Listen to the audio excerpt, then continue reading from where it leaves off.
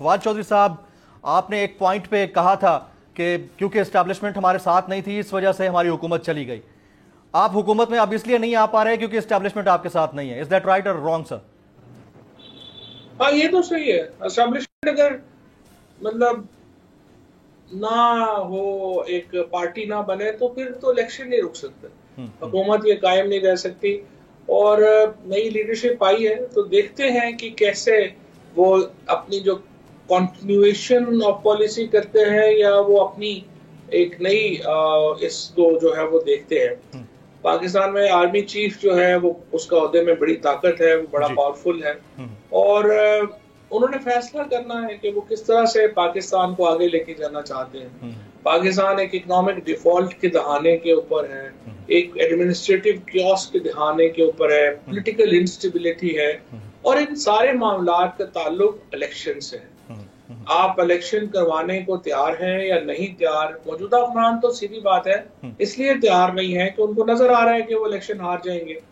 Establishment को मैं सिर्फ ये समझता हूँ कि इदारे जो हैं वो तो देखिए ना, फौज को पीपल्स पार्टी की, नून की या पीटीआई की तो नहीं है, फौज तो पाकिस्तान की बेशक। और उनकी जो वर्किंग रिलेशनशिप है वो भी तमाम ही सियासी जमातों से होनी चाहिए।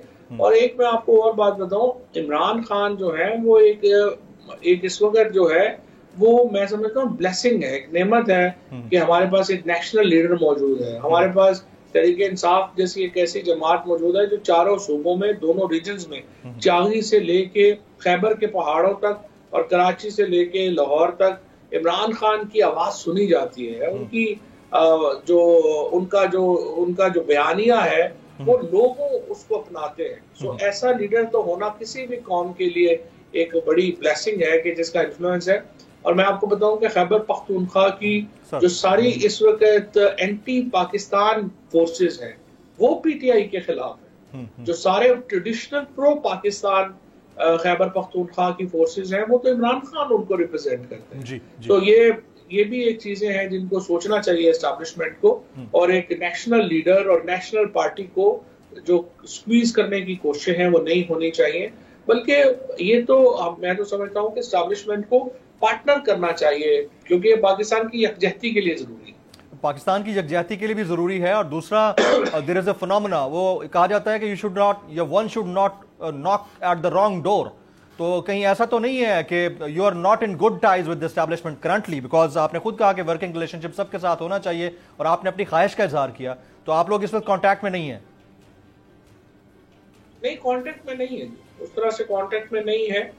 और मेरे ख्याल में हमें जो कांटेक्ट है वो होना जरूरी भी है और ये अहम है कि पाकिस्तान में एक, देखिए हमारी फौज के साथ या इदारों के साथ तो जाहिर है कि हमारी तो कोई लड़ाई नहीं है, ना ही हम उनके साथ जो है वो कोई किसी तनाजे में पड़ना चाहते हैं। हम तो वर्किंग रिलेशनशिप चाहते हैं और हम चाहते हैं कि एक फेयर मौका दिया जाए पाकिस्तान के, और हाँ एस्टैब्लिशमेंट को भी और पाकिस्तान की सियासी जमातों को भी एक चीज, एक असूल मानना होगा और वो ये है कि हतमी फैसले का इख्तियार पाकिस्तान के अवाम का। बिल्कुल ये नहीं हो सकता कि हम बंद कमरों में कोई फैसले कर लें और कहे कि नहीं अब यही फैसले होंगे, पाकिस्तान के लोग माने या ना माने, ये नहीं होना। फवाद चौधरी साहब, कितने अरसे से आप लोग कांटेक्ट में नहीं है?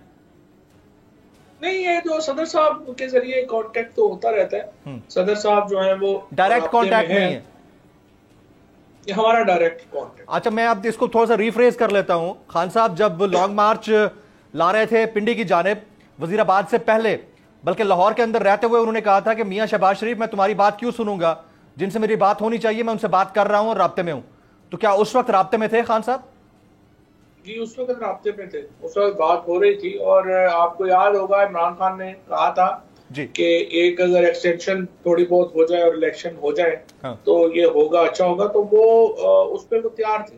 और पिछली जो जनरल बाजवा साहब थे उनका वो इस पर तैयार थे, अगर एक्सटेंशन होती है 5-7 महीनों की तो वो इलेक्शन कराने के लिए जो है वो तैयार हो जाए। और बाद में 12 अपनी सूरत हाल उन्होंने हुआ, चेंज हुआ, व्हाटएवर, लेकिन ये था कि हम तो चाहते थे कि एक इलेक्शन करा के जाए क्योंकि स्टेबिलिटी उसी से आनी थी, लेकिन बहरहाल वो नहीं हो सका और उसके नतीजे में Pakistan is now very very unstable.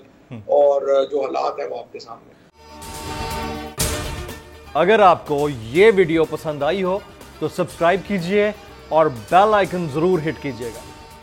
حقیقی آزادی کی جنگ میں بول بھی کپتان کے ہم قدم. الیکشن کراؤ ملک بچاؤ کی لائیو ٹرانسمیشن. دکھائی لمحہ بلمحہ صورتحال. ریل اور ریٹنگ میں بھی بول نیوز رہا نمبر 1. سبسکرائب کریں اور بیل دبائیں تاکہ کوئی خبر رہ نہ جائے.